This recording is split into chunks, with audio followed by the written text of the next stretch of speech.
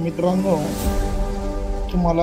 तुम्ही जर MPSCचा अभ्यास करत असाल किंवा विविध स्पर्धा परीक्षेचा अभ्यास करत असाल तर तुम्हाला कोणत्याही संख्येचा वर्ग कसा काढायचा यासाठीची ट्रिक जी आहे, जी वैदिक गणितामध्ये सांगितलेली आहे, ते मी तुम्हाला या ठिकाणी सांगणार आहे. पहा, मी पाठीमागच्या व्हिडिओमध्ये ज्या संख्येच्या एकक स्थानी 5 आहे अशा संख्येचा वर्ग कसा काढायचा यासंबंधीची माहिती दिलेली आहेच.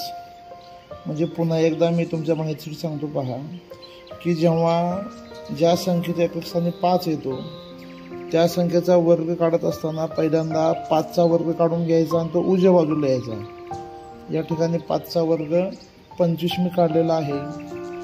त्यानंतर जो दशक स्थानचा अंक आहे, आता या ठिकाणी 8 आहे, तर दशक स्थानच्या अंकाच्या क्रमाने पुढची संख्या घ्यायची. उदाहरणार्थ 8च्या पुढचे 9 अंक आहे, उदाहरणार्थ 9, तर ह्या दोघांचा गुणाकार करायचा.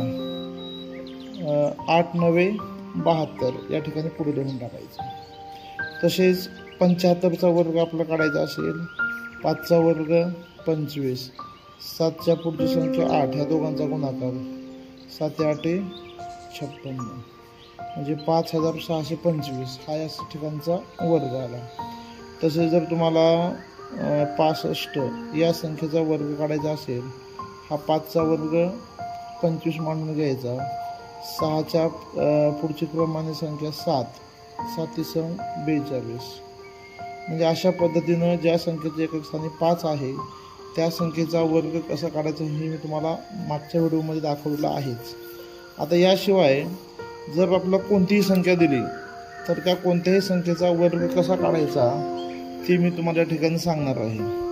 तसं पाहायला गेलं, आपण 8वी 9वीला A अधिक B कंसाचा वर्ग असेल तर Aचा वर्ग अधिक 2AB अधिक Bचा वर्ग या सूत्रानुसार आपलं मांडणी करायची. पण ते कसं पहा, आता समजा 56 या संख्येचा वर्ग काढायचा आहे, तर पहिल्यांदा ह्या 6चा वर्ग आहे ना, तो पहिल्यांदा इकडे उजव्या बाजूला लिहून घ्यायचा. 6चा वर्ग 36, या ठिकाणी 6चा वर्ग 36 या ठिकाणी लिहिलेला आहे मी. आणि त्यानंतर ह्या ज्या दोन संख्या आहेत 5 गुणिले 6 यांचा गुणाकार करायचा, त्याची दुप्पट करायची. जसे की 5 30, 30ची दुप्पट 60. 60 लिहिताना मात्र असं लिहायचं आहे की इथं एकक स्थानी 0 द्यायचं आणि इकडे 60 लिहायचं आहे. आता जेव्हा आपण पुढच्या स्टेपला जाऊ तेव्हा ह्या दोन्ही ठिकाणी 0 आला पाहिजे. आता पुढची स्टेप अशी आहे की या ठिकाणी आपण काय करायचं, 5चा वर्ग लिहायचा. 5चा वर्ग 5 5 25 आणि एवढ्यांची बेरीज करायची. 6 0 0 6 3 3 6 5 11ला 1 हातचाला 1 3 आणि 1 2 आणि 1 3, म्हणजे 3136 हा 56 या संख्येचा वर्ग आला. म्हणजे या ठिकाणी मी काय केलं बघा की पहिल्यांदा कुठलीही संख्या आपण घेतली तर त्याच्या एकक स्थानच्या अंकाचा वर्ग लिहायचा आहे. आता 6चा वर्ग 36 या ठिकाणी लिहिलेला आहे. मग त्यानंतर पुढची स्टेप अशी आहे की ह्या दोन्ही संख्येचा गुणाकार करायचा, त्याची दुप्पट करायची. 5 30, 30ची दुप्पट 60. पण 60 मांडताना असं मांडायचे की आपला प्रत्येक वर्ष एक एक अंक उजव्याकडे सोडून डावीकडे मांडायचा आहे. पुन्हा 60 मांडलं या ठिकाणी. पुन्हा हे दोन स्थान रिकामे सोडले म्हणजे ते 0 द्यायचा. आणि पुन्हा 5चा वर्ग 25, म्हणजे 25 आला. याची बेरीज केली.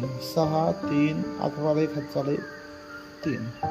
आता पुढची एखादी संख्या पाहू आपण. आता समजा 98 या संख्येचा वर्ग आहे.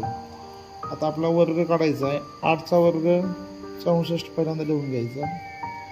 त्यानंतर ह्या दोन्ही संख्येचा गुणाकार, समजा 9 8 72, 72 या संख्येची दुप्पट 144. इथे एक स्थान 0 द्यायचा, इथं 144 मांडायचं. पुन्हा हे दोन्ही स्थान 0 द्यायचा. 9चा वर्ग 81 इथे मांडायचा आहे आणि एवढ्याची बेरीज 4.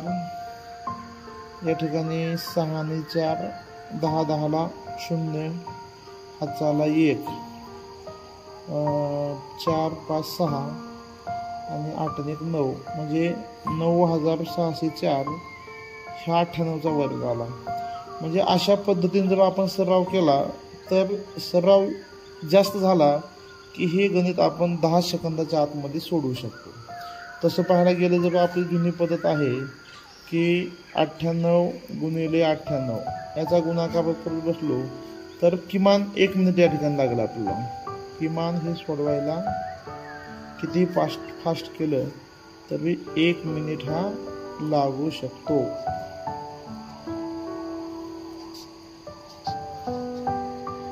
पण तुम्ही जर ही ट्रिक वापरली तर 10 सेकंदाच्या आतमध्ये तुम्ही कोणत्याही संख्येचा वर्ग काढू शकता. जर तुम्हाला हा व्हिडिओ आवडला असेल तर आपण त्याला लाईक करायचे, कमेंट्स आणि सबस्क्राईब करायचं चॅनलला. धन्यवाद.